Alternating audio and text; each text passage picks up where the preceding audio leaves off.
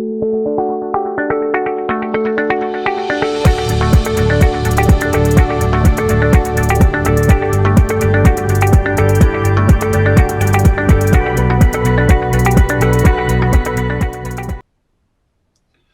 and welcome to Virtual Investor Conferences. On behalf of OTC Markets, we are very pleased you have joined us for our third day of our Precious Metals and Critical Minerals Conference.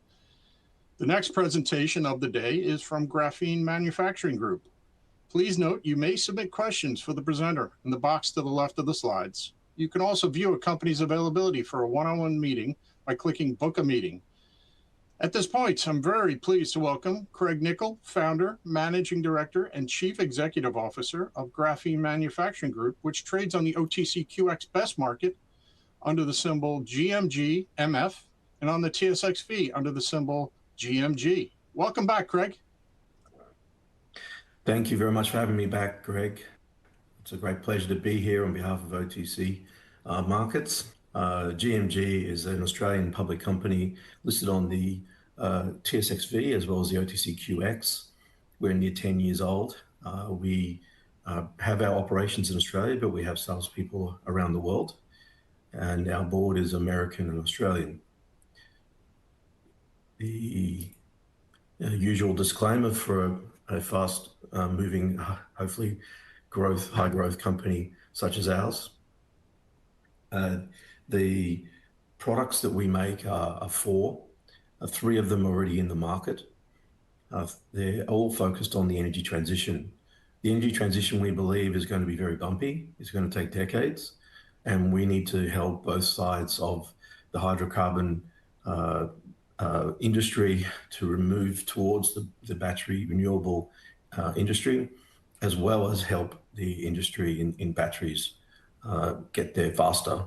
Our products are all aimed at this, and they're all global scale, and they're all world leading. Our first product is a energy saving coating, which is providing both corrosion resistance as well as fast moving heat. And this can be used in various different areas, including air conditioning, refrigeration, LNG plants, and data centers, which is going to become more and more important, I think, for this product category. Engine oil additive, which has been proven to save 10% fuel. This is an additive into your engine oil, can work in basically all engine oils.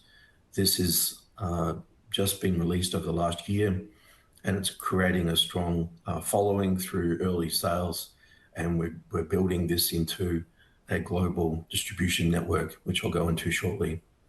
Super G is an additive for lithium-ion batteries. This is being tested by a number of large battery companies. This was announced only a year ago as well. And last but definitely not least, we have our graphene aluminium-ion battery, which we're the sole developer for with Rio Tinto, University of Queensland, and the Battery Innovation Center of Indiana. All of our graphene products are made with our graphene that we make ourselves, which is the genesis of the company and the core competence of the company. We started making graphene about 9 years ago. We make it from natural gas. We built our own special process which enables it to crack that methane with small microwave energy, and then you create your hydrogen and your graphene powder. That graphene powder is then optimized for each of the different applications we just talked about before, and that has enabled us to be able to control the quality per batch and then get the quality of the graphene to where we need it for each application, which is super important for these applications. We are working on bringing our Gen 2 reactor into operation by mid this year. We announced this early last year. That project is on track to look at getting 20 times more higher production per hour per unit. And this, we believe, is the future of the company. The project is going well, and we'll come at that shortly on some news. But what that means is we'll be able to produce the graphene for a low cost and continue to expand at a lower capital rate than we currently have. We announced at the end of last year one of the more key milestones of our development with a number of different OEMs around the world in Australia right now. When you call up a Bayer Ref a wholesaler for chillers or air conditioning units, you can be asked, would you like graphene with that on the coating? Truly revolutionary next step of service. Bayer Ref is the largest, world's largest refrigeration HVAC wholesale distributor in the world. And they have a very large market share in Australia. To get to this level of service, we've had to put in place 9 workshops around the country, and with a coating that has now been seen as the Product of the Year award in Australia for air conditioning industry, and won many different awards, as we'll talk about later. We had worked with Bayer Ref for many years to get to this point, and we believe this is how we see other OEMs come to the market. After years of work, we hopefully will announce others like this with Bayer. We've also announced at the end of last year the full palletization of our products.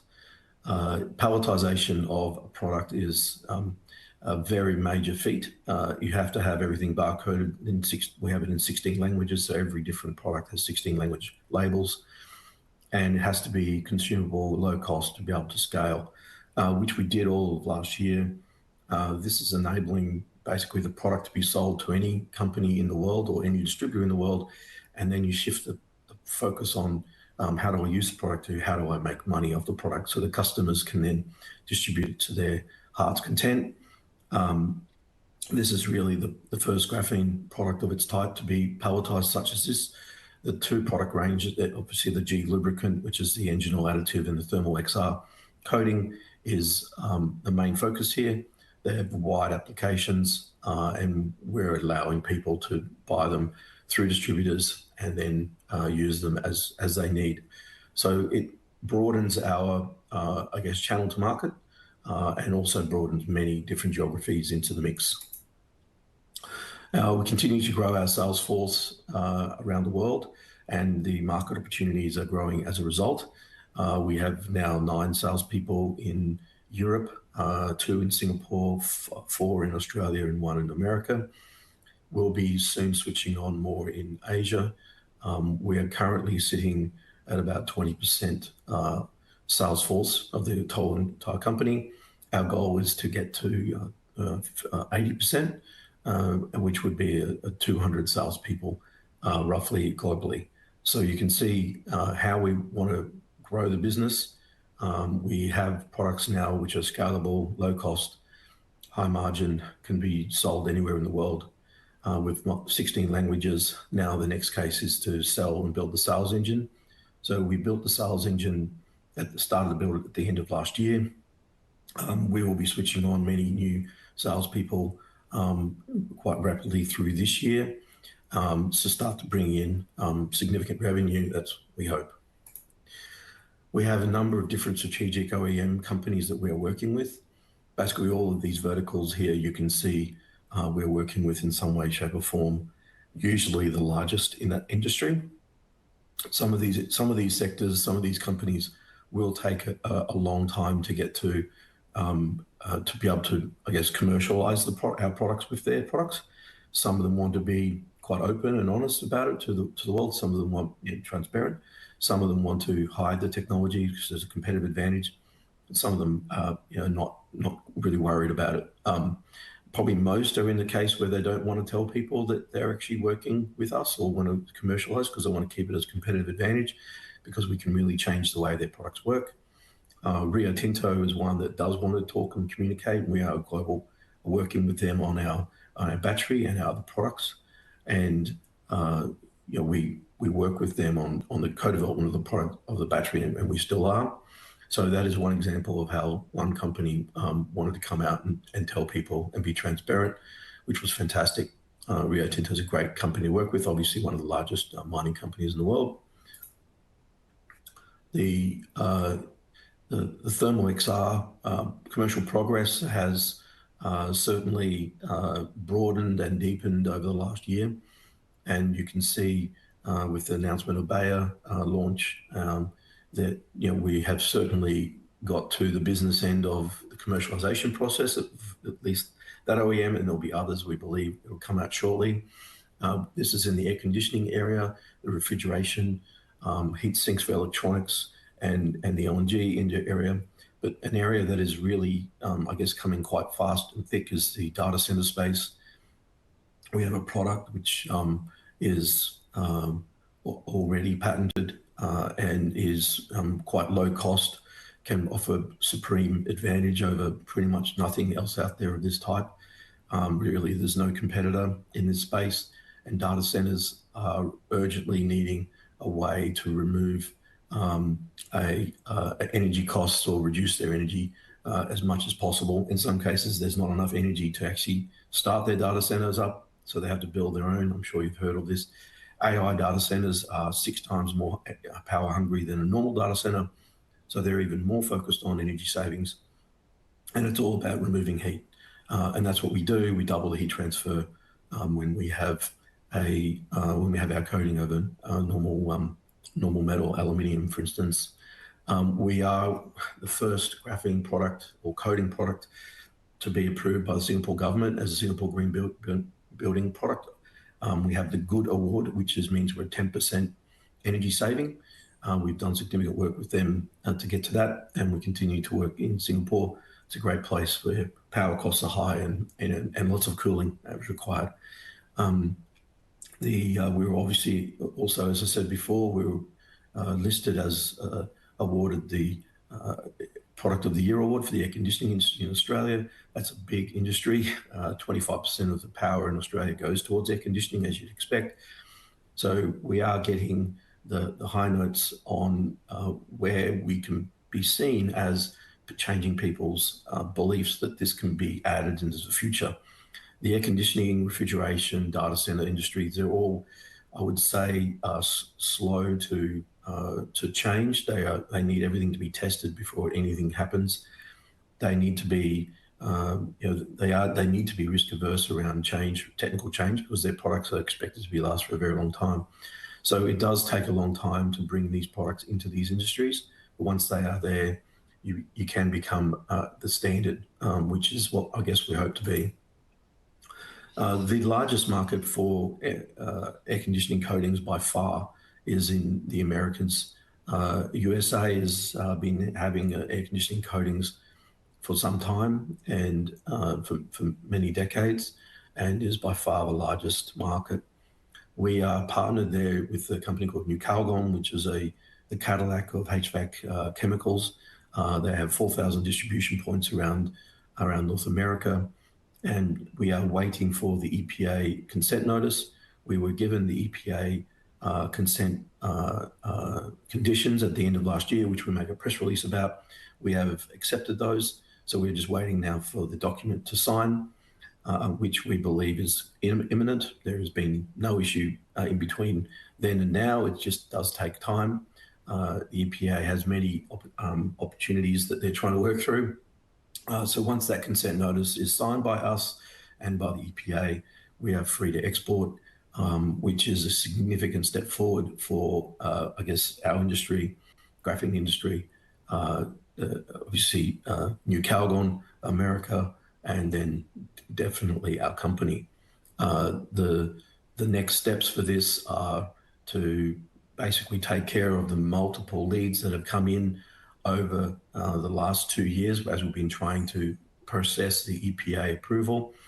An EPA approval is by no means a small feat.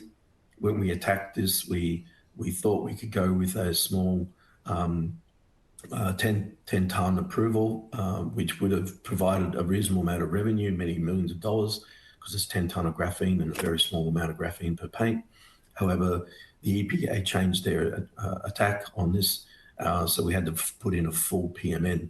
So the PMN is a full, basically unlimited volume, unlimited application, except how it's prescribed, application. So hence, once this is approved, we will be able to go into basically every application that and by law, which is a huge advantage and another technical advantage over just on top of the patent and the ability to make the product. G-Lubricant performance has continued to be verified by many different customers who have been buying and using the product. we tend to get around 10%, although you can get a lot higher for fuel saving. This is a significant burden from, I guess, a whole transport fleet. There's a $4 trillion worth of liquid fuels that are bought every year, including the taxes that come with them. That's including the diesel and the gasoline. Now, this is a 10% fuel saving, so arguably this product has a value of around $400 billion. So that's the full market say. We're not saying that's where we're going to get to, but that is the full market value of this product. There is nothing else like it. The patent is almost complete. It's going through its process. And when we get that, we'll be announcing that. So that would be a 20-year patent on a product which has enormous energy savings or fuel savings. It has opportunity in first world fleets. Typically can get to say 5 to 10% in brand new trucks, but in older trucks it can push more like 20%, 10 to 20%. And it's a simple addition of 1 to 100. This technology has been taken 8 years or so to get here. Lots of testing. The work, how this works, is truly revolutionary. It's not like a normal material that you add in to soften or remove the heat or the metal stripping. It actually works in a completely different way of removing heat of the oil, and hence, it is next generation engine additive. We are talking to different engine oil companies to look at potentially adding this in as a complete new brand for them. That will take time. I was the marketing manager for Shell Lubricants in the industry sector when I was about half my age, so when I was 26, and it does take 3 to 5 years to get a new engine oil in. In the meantime, we're focusing on getting additives sold through distributors around the world, and you could hopefully see this appearing in a store near you. You can get it on Amazon already. The EPA approval is needed. It is needs to be worked through, just like our other EPA approval, with the EPA needing a number of minor differences. We feel like this could be as probably faster to get to than the thermal XR approval, but we will need to work through that. In the meantime, we're obviously working with every other country in the world that we're approved to supply to. As and when we create new distribution ships and work with different companies in the space, we'll be announcing those. But at this time, a lot of sales are happening just to get people to be aware of it, and they need to absorb it and understand it before they can go to the next level. Super G is an additive for lithium-ion batteries. This is the study that shows that we have 2.5 times less resistivity than normal graphite for lithium-ion batteries. This is a significant difference, and it's enough to make any battery company wanting to test, and hence that's why we had many who did test it. This difference, I guess, compared to standard Chinese supplied anode is significant enough to make people wanting to work out how to blend it into their existing lithium-ion batteries. It basically makes lithium-ion batteries faster charging, more efficient, what's called a rate tolerance, which means you can change the rate of speed faster and it holds longer. And then in the end, more energy density as well. Graphene aluminium-ion battery the update on this was announced at the end of last year. We have been progressing this for the last 4 years, and we are working on a targeted battery use case of large B2B trucks for Rio Tinto. They need to be able to re-electrify their truck as fast as they would normally do a refill the diesel in their truck, which is about 5 minutes. Currently, lithium-ion batteries will take 30 minutes minimum if you actually want to get any life out of that lithium without it actually starting to deteriorate faster, or potentially have other problems like potentially blowing up if you try to charge it too fast. Our battery is chiefly focused on a 6-minute charge cycle. We announced that We got that significantly away at the end of last year, and we are progressing through that. We'll come out shortly and say where we got to. We are going through this last phase of electrical chemical optimization in our view, chiefly focused on having a very fast charging long life cycle battery. The way the charge cycle, for any battery geeks out there, the way the charge cycle looks is like this. You can see the energy capacity in the blue line, which is how long the capacity gets in 1 hour. And then you can see the green line, that's how long capacity gets in 6 minutes.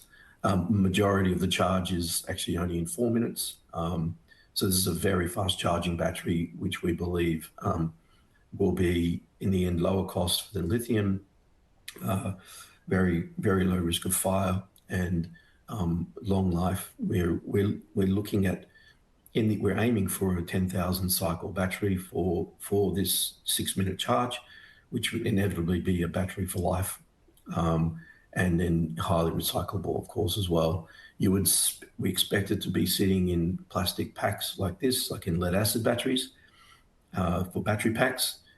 This is where we see another advantage is that we won't highly likely need any cooling, which is a big weight constraint, energy density benefit, and obviously battery life opportunity as well. So what market opportunities exist for this battery? It is very similar to the LTO, the lithium titanium oxide battery. These are basically some of the most expensive batteries in the world right now. They sit at around energy density of 50 to 80 watt hours per kilogram. We're sitting at about a 58 watt hours per kilogram in our last announcement. And it's about a $6 billion market. It'll grow to about $12.5 billion by 2030. Toshiba is the market leader. There are other companies coming in to compete.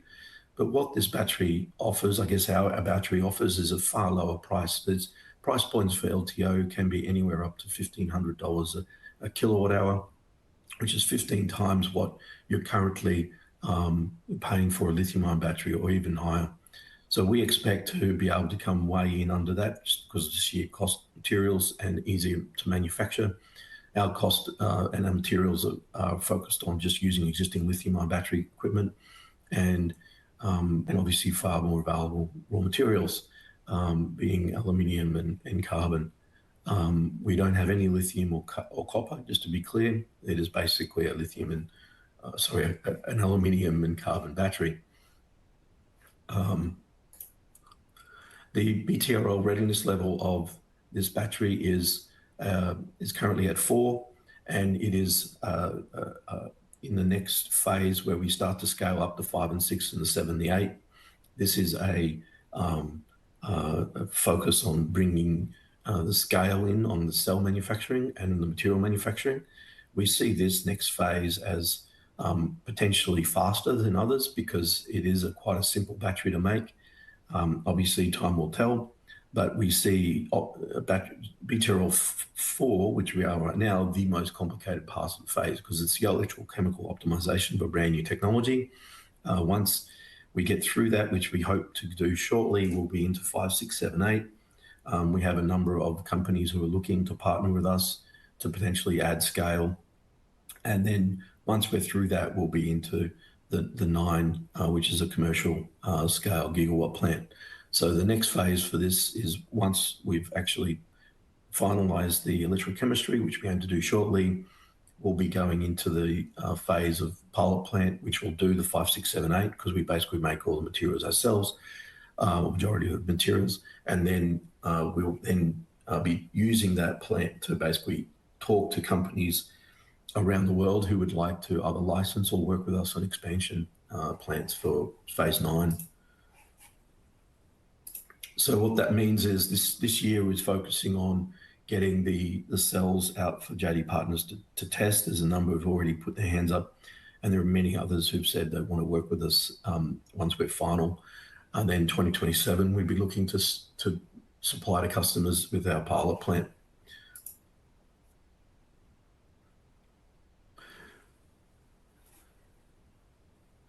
So our GMG operations looks like this. bit of a overview so that you can understand how we actually pull this together. We take natural gas from the grid. We don't do any pre-processing. We turn that into graphene or carbon and hydrogen with some enriched natural gas. That will eventually power our process, so we'll make our own power.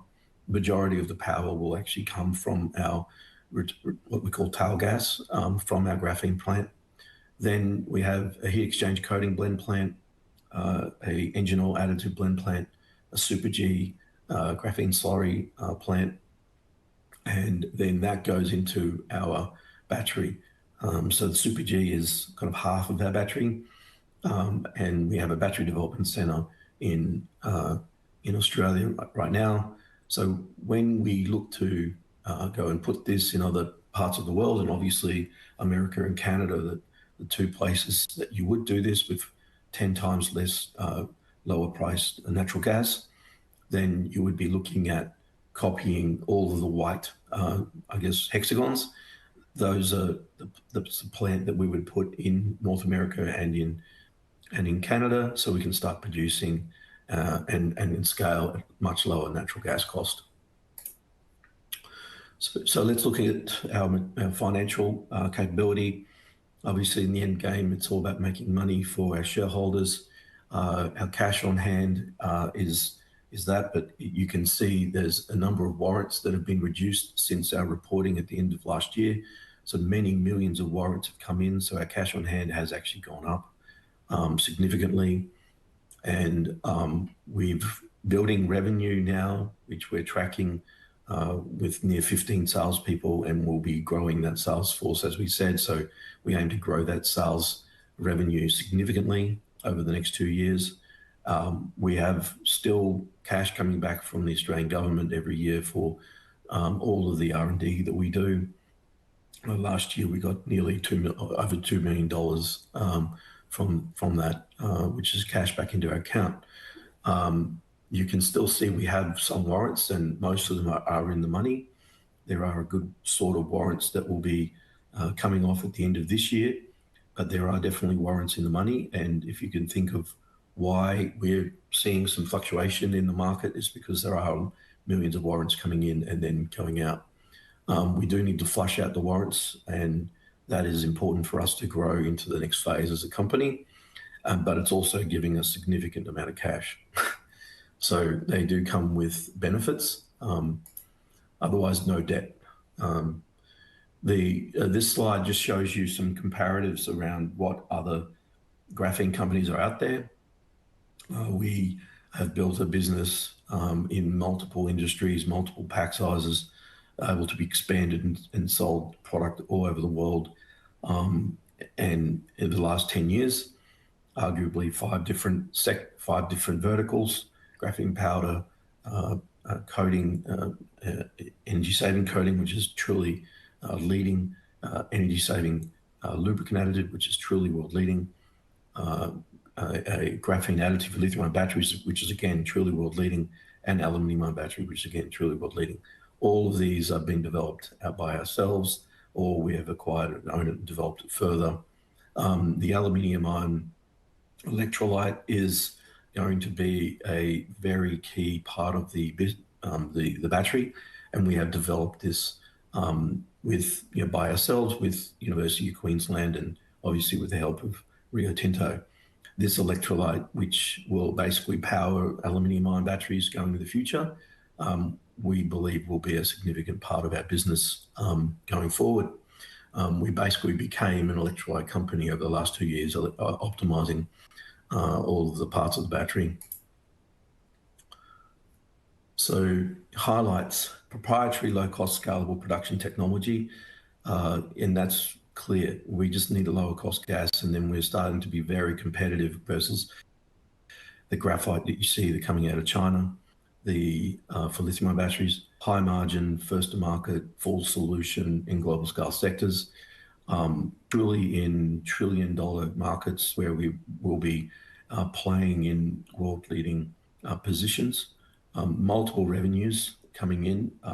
You can see the Bayer launch. You can see the small pack outcome, and we're just waiting on the consent notice to sign with the EPA. And then we have obviously a focus on their market forces, which I think it's fair to say energy prices are not going to go down. They're going to continue to go up or stay equal at least for some time. And energy efficiency and energy storage are going to continue to be, I guess, be important focus of different markets around the world. And so hence, to be the thought leader and to be the product leader in this space is, you know, obviously not just success. It's been many years to get here, but we believe that's going to set us up for success even further. And then as a potential expansion to North America, and markets, and obviously capital markets as well. Of questions, and there's many questions actually.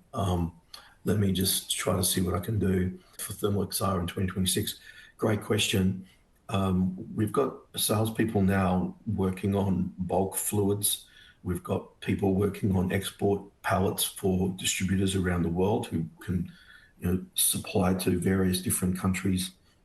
And because we have all the languages already there, and then we have obviously the bulk orders already in for new Calgon, and then we have a number of OEMs who, you know, who are testing it for manufacturing plants. But obviously Bayer has already launched that. We should expect to see them launch around the world as well, because they're in 40 countries.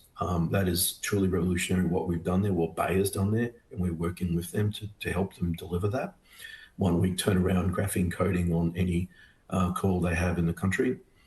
And so you can see the opportunity is quite large. The data center space is really quite scary. There's anywhere from 0.1 liter to 1 liter required per NVIDIA chip. Most data centers can be 500,000 to 1 million NVIDIA chips. So one data center could be anywhere from 100,000 liters to 1 million liters. And those are the kind of conversations we're trying to work through. So the space for Thermal XR, I think, has come from air conditioning, refrigeration, now into how do we help the biggest heat factories in the world remove heat, which are data centers, which I think will really pay us good stead. We'll be able to help them in spaces that there's really no other alternative. There's the next question. Will Thermal XR reach 25,000 hours under the salt sea spray test? I'm very sure it will. When it does, we will announce it. We're at 20,000 hours. It's continuing to go into a lab, the in salt sea spray in St. Louis, Missouri. The 25,000 hours is definitely a good benchmark. I think we'll be the second only paint to ever get to that for salt sea spray resistance. Just to be clear, that is where you're spraying salt water continually onto it for 25,000 hours without any corrosion. It basically means it is not going, because that basically does not happen otherwise in those kind of conditions. Any update on G-Lubricant patent? It is coming through. We will be processing, allowing that to communicating that once final is a very prestigious, very clear going, and hence we've got a lot of confidence that will come through. Now that you have blending plants, pilot slurry, and a battery development center or operational, where do you see the biggest bottleneck? Geez, that's an excellent question, because it's pretty much everything we're doing every day. Regulatory timing is surely, America's is clearly the bottleneck there. Although hopefully we've great consultants and a lot of work internally, we've got through that. Hopefully the end of this year we'll have all that clear around the whole world. Market awareness is happening. In Thermal XR, you can see people are reaching out and saying, I've heard about you, I want to work with you.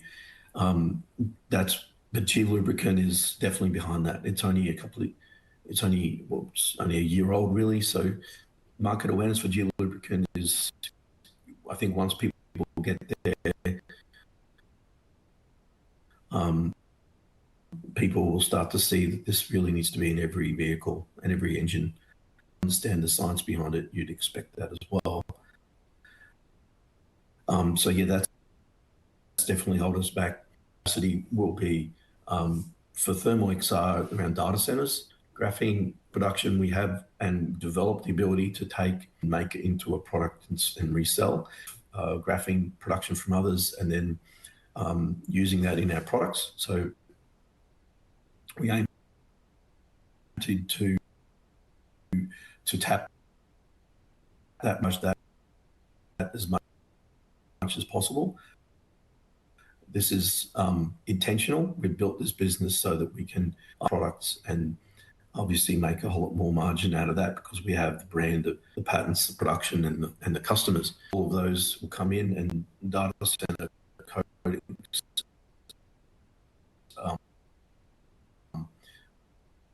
will be, quite a large, interesting to solve for graphene capacity. When we get into Super G, they'll have to be separate projects that you'd set up because they are such large volumes. And we're focusing on these liquid bills. For Super G battery cathode additive, what's the market size? Yeah, timeline arrival, excellent question. We're working with the big to get that, and we have been working for a while, probably at least 2-3 months now, to get the performance characteristics of Super G out. They will come out when we've got them. We don't do anything with one slice. We have to repeat it multiple times before we know is exactly what when we know how to do it. So once we get that, we will be sharing it. We have had good results with a number of large battery companies / supply chain companies, and their conversations are going well, but we can't announce those. So we need to get our own testing out. And we're working on that now. Highlight diesel engine replacement, aviation, rail, and power tools as potential applications. Which one or two verticals do you believe could become the hero for early adopters for the Graphene Aluminium-ion platform? I think that you've got the diesel engine replacement is definitely an important area. Grid is another area. I think the whole we're quite disruptive in this space. We think the whole focus on getting long life batteries, long journey batteries, long energy density, is missing the point. People don't want to be handling or managing energy. They'd rather it to be as quick and unpainful and inconvenient as possible. That's what the oil companies have been doing for a decade, trying to get out of people's road and just give them the product without being featured. Small target, even though they are a big one. And yet I think people have been wrongly focused on getting the long life, long road batteries, so highest energy density, rather than trying to get a fast charging battery. Would you launch your phone to be recharged in 2 minutes, or do you want to continue to wait for 2-3 hours? That's a question, and people inevitably say, I want it in 2 minutes. So how do you focus on that when you have a battery that can do that? And I think we will see which industry will pick it up faster. Some of those industries you list there are very slow. They've got a thing that they do. They've got to go through that thing, and we've been engaging them. Others, I think, will be a lot easier to change and update, and it will be very interesting to see who picks it up. B2B batteries for fleet are basically too expensive, and they take too long to charge right now. There are definitely some out there. Hopefully we can really change that optic. With sales testing activity, North America, Europe, and Asia, are there any inbound or graphities where inbound interest has surprised you and could merit a dedicated regional partnership with JV structure? South America has gone really well. I think Europe has really surprised me with how much gusto we've received. There's really nothing that it's in the market competing with us in that space for the liquids. I think at this point where we don't want to slow down with JVs yet, If we are going to be taking on a JV partner, they will be very, very clearly market accessed and focused on jump starting volumes. We get requests for all different types of partnerships, JVs, all the time, as you'd expect. But we're keeping our powder dry until we see something that really is going to make us work. We're fine in cutting up the pie. It's the way you could, but you need to be done properly.